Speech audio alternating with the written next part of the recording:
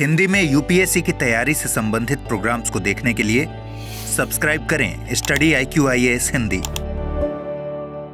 आप सभी का बहुत बहुत स्वागत है स्टडी IQ के हिंदी यूट्यूब चैनल पे। मेरा नाम है अभिनव कुमार बौरे और आप सभी एस्पिरेंट के लिए एक इंपॉर्टेंट न्यूज अपडेट है।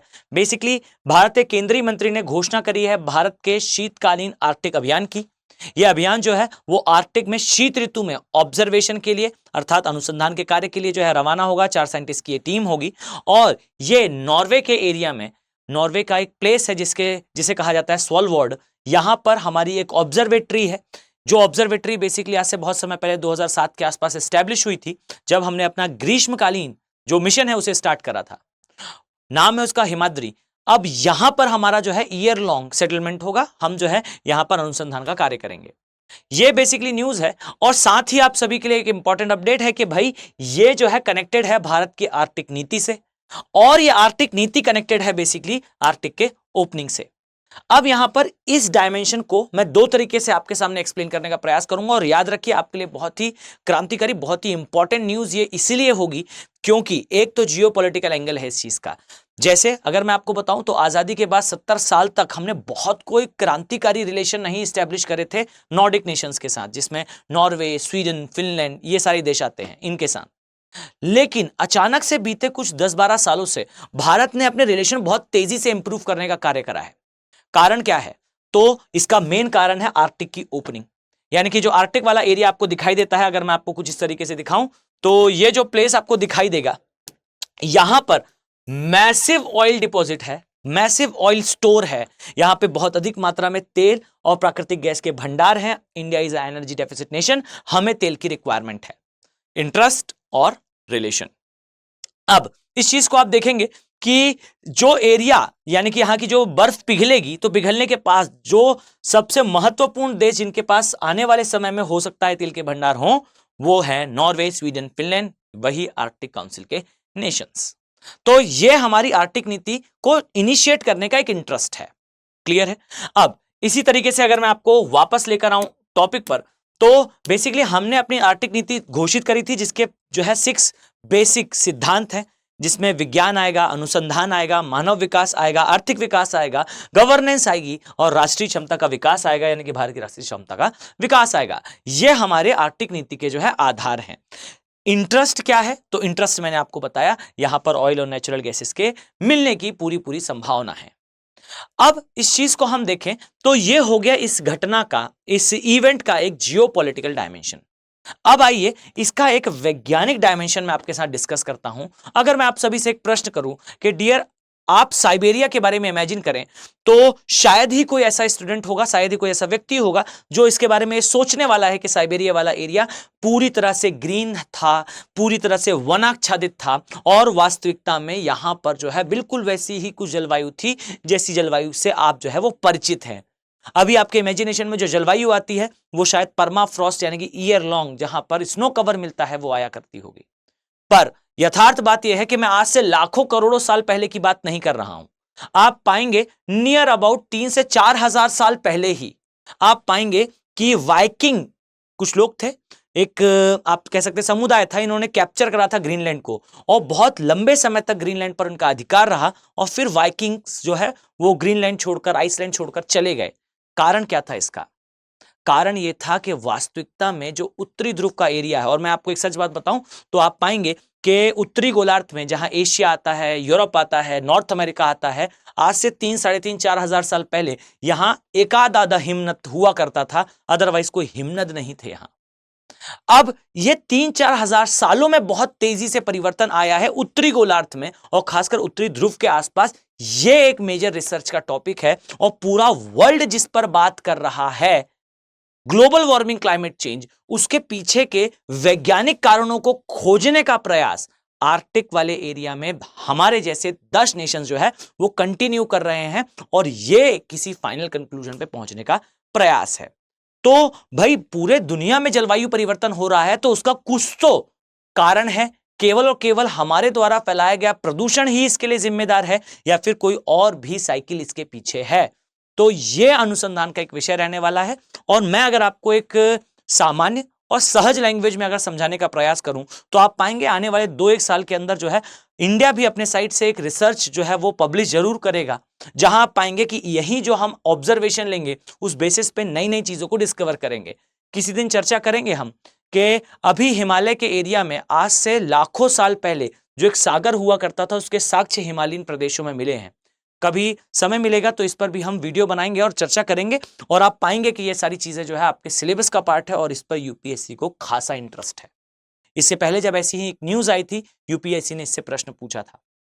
अब अगर मैं आपसे कहूं कि मोटे मोटे तौर पर ये ऑब्जर्वेशन लिया किस बारे में जाएगा या फिर मोटे मोटे तौर पर ये रिसर्चेस होंगे किस बारे में, तो देखिए एक डायरेक्शन तो इसका ये हो सकता है कि पृथ्वी पर जो आइस एज आता है, यानी कि पृथ्वी एक स्नोबॉल होती है, उसके बाद तापमान धीरे धीरे बढ़ना स्टार्ट करता है और एंड ऑफ द डे होता यह है कि तापमान इतना अधिक बढ़ जाता है कि सारे हिमनद पिघल जाते हैं, और सारे हिमनदों के पिघलने के पश्चात जो पानी है वो सागरी प्लेट पर आता है, दबाव बनाता है, ज्वालामुखी विस्फोट होते हैं और उस उद्गार से निकली राख के कारण जो है वो सौर ताप जो पृथ्वी पर आता है अवरोधित हो जाता है और ट्रिगर हो जाता है पृथ्वी पर आइस एज।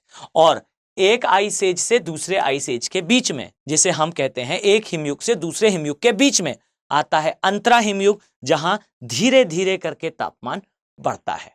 और यही धीरे धीरे तापमान बढ़ने वाले अंतरा हिमयुग में कई प्रजातियां आती हैं, स्थापित होती हैं, पृथ्वी पर राज करती हैं, समाप्त हो जाती हैं।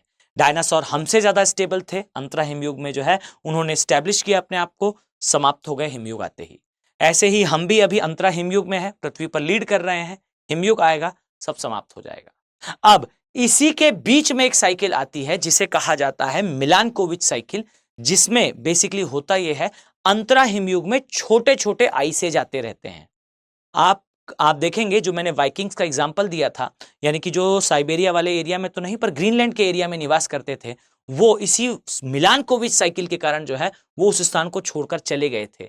वास्तविकता यह है कि 13वीं शताब्दी से 15वीं शताब्दी के बीच में पृथ्वी पर एक छोटा सा हिमयुग आया था उत्तर की दिशा में, उत्तरी गोलार्ध में, और इस हिमयुग ने भी काफी ज्यादा प्रमोट करा साइबेरिया वाले एरिया में परमाफ्रॉस्ट को, यानी कि तापमान के गिरने को। और यही 1500 के बाद से जो है वो बढ़ना स्टार्ट हुआ, 1500-1800 के आसपास से बढ़ना स्टार्ट हुआ, और आप पाएंगे कि ये 1800 में आते आते धीरे धीरे करके बढ़कर इतना होने लगा कि आर्कटिक का एरिया मेल्ट होने लगा, जिसे हम आज कह रहे हैं ग्लोबल वार्मिंग, क्लाइमेट चेंज। यानी कि एक बड़ी प्रोसेस है, केवल एक सेक्शन को देखकर हम कंक्लूजन नहीं निकाल सकते कि पृथ्वी में क्या चल रहा है। अब ये रिसर्चेस जब सक्सेसफुल होंगी तब हमारे पर्यावरण के संरक्षण के डायमेंशंस को, यानी कि जिस तरीके से हम पृथ्वी को बचाने के बारे में सोच रहे हैं, उस दिशा में कार्य कर रहे हैं, इसमें मैसिव चेंजेस आने की संभावना है। और ये बेसिकली आर्कटिक के एरिया में जो नेशंस जा रहे हैं रिसर्च करने, उसका एक कोर डायमेंशन है, उसका एक कोर बिंदु है। साथ ही इस एरिया में जो भारत के स्टैंड्स हैं उसके अकॉर्डिंगली हमारा ये जो ऑब्जर्वेशन होगा, यानी कि हमारा जो मिशन होगा, इसमें हम माइग्रेटरी बर्ड्स के बारे में, अर्थात वो पक्षी जो माइग्रेट करके यहां से आर्कटिक वाले एरिया के अलावा आप यहां पर कुछ प्लेसेस पाएंगे, ब्लैक सी, कैस्पियन सी, अराल सी, और यहां वाले एरिया से जो माइग्रेटरी बर्ड्स हैं, यानी कि वो पक्षी हैं, वो प्रवासी पक्षी हैं जो इस स्थान से विंटर्स में निकलकर भारत आते हैं, उनके बारे में भी हमारा अध्ययन का एक जो है वो डायमेंशन होगा। इसी के साथ अगर मैं आपको समझाने का प्रयास करूं तो भारत का जो पश्चिमी एरिया है, यहां आप पाएंगे ये कोल्ड डेजर्ट है, अर्थात शीत मरुस्थल वाला एरिया है। ये एरिया में होने वाले चेंजेस को भी भारत बेहतर तरीके से समझ पाएगा। ये हमारा एक डायमेंशन है। जो ईस्टर्न वाला पार्ट है, जो पूर्वी हिमालय वाला पार्ट है, ये जैव विविधता का हॉटस्पॉट है बेसिकली, लेकिन ज्यादा करीबी जो है रिलेशन आप पा सकते हैं कि वेस्टर्न पार्ट से होगा। अब ये जो हुआ एक डायमेंशन, अगर मैं आपको इस प्रकार से मैप पर दिखाऊं तो आप पाएंगे कि जो उत्तर वाला पार्ट है, जस्ट अ फ्यू सेकेंड, जो उत्तर वाला पार्ट है उसमें आपको जो है, उत्तरी ध्रुव वाला पार्ट है उसमें आपको जो है इस प्रकार से सारी चीजें दिखाई देंगी। ये है कोर आर्कटिक का एरिया। ये सराउंडेड है बेसिकली लगभग 7 देशों से। अगर मैं आपको दिखाऊं तो माफ कीजिएगा 8 देशों से। इसमें आपको जो है वो यूएसए दिखाई देगा, कनाडा दिखाई देगा, साथ में यूएस, कनाडा, रशिया, ग्रीनलैंड, और ग्रीनलैंड भी किसके अंडर में, डेनमार्क के। इसलिए याद रखिएगा डेनमार्क की बॉर्डर है आर्कटिक के साथ। इसके अलावा नॉर्वे, स्वीडन, फिनलैंड, आइसलैंड, ये जो है वो नॉर्डिक काउंसिल के पार्ट हैं, ये डायरेक्टली बॉर्डर बनाते हैं।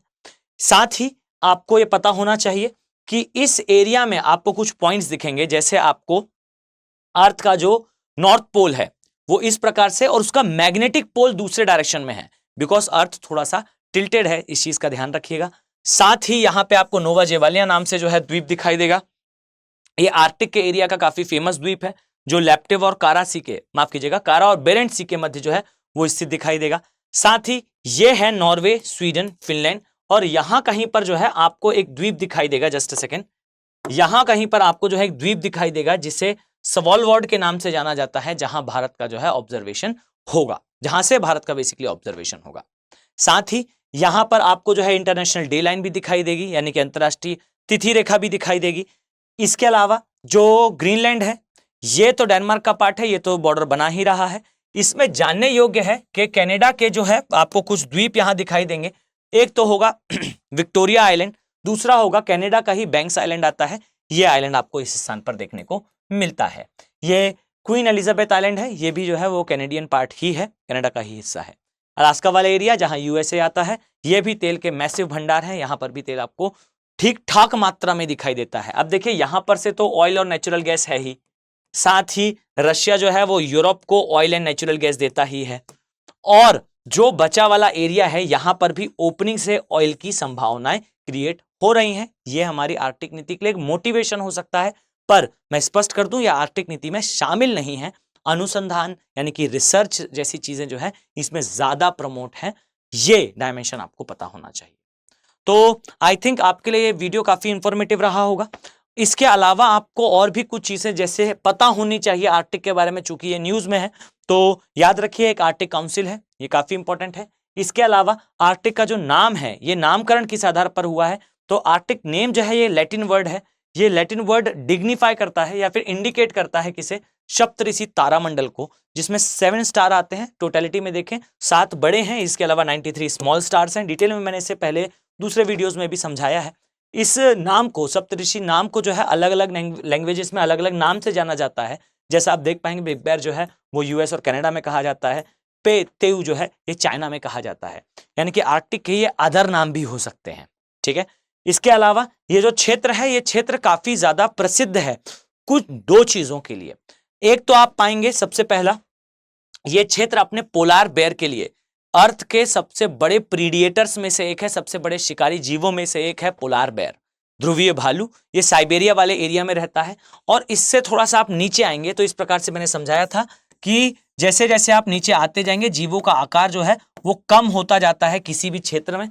तो आप पाएंगे कि ध्रुवीय भालू से थोड़ा सा, ध्रुवीय भालू के हैबिटेट से थोड़ा सा नीचे आएंगे तो ध्रुवीय भालू साइबेरिया वाले पार्ट में, ग्रिजली बेयर ये आपको जो है वो यूएसए वाले पोर्शन में दिखाई देता है। इसी प्रकार से यहाँ पे आपको कस्तूरी बैल या फिर आप कह लीजिए ऑक्स मक्स दिखाई देता है, ये भी काफी इंपॉर्टेंट है, ये इस एरिया की एक जो है महत्वपूर्ण प्रजाति है। बट और साथ में हिरण। बट एक चीज आप लोग हमेशा याद रखिएगा कि इस स्थान पर आपको जो है फाइटोप्लैंक्टन और जू प्लैंक्टन दिखाई देते हैं। ये जो है फाइटोप्लैंक्टन कह सकते हैं आपके, वो ऐसे जीव होते हैं जो अपना भोजन, फाइटोप्लैंक्टन अपना भोजन स्वयं बनाते हैं और इन्हें मछलियां खाती हैं। उसी प्रकार से जू प्लैंक्टन है जो अदर जीवों को खाते हैं और इन्हें मछलियां खाती हैं। यानी कि ये जो आर्कटिक वाला एरिया है ये फिशेस के लिए, मछलियों के लिए काफी इंपॉर्टेंट है। यहां से पानी की जलधाराएं जब चलती हैं, सागरीय जलधाराएं जब चलती हैं, तो ये जो फाइटोप्लैंक्टन, जू प्लैंक्टन रिच पानी है इसे लेकर आती हैं। और यही कारण है कि आपको जो है विश्व के कुछ प्रसिद्ध जो फिशरी हॉटस्पॉट हैं वो आपको इन्हीं क्षेत्रों के जस्ट नीचे दिखाई देते हैं।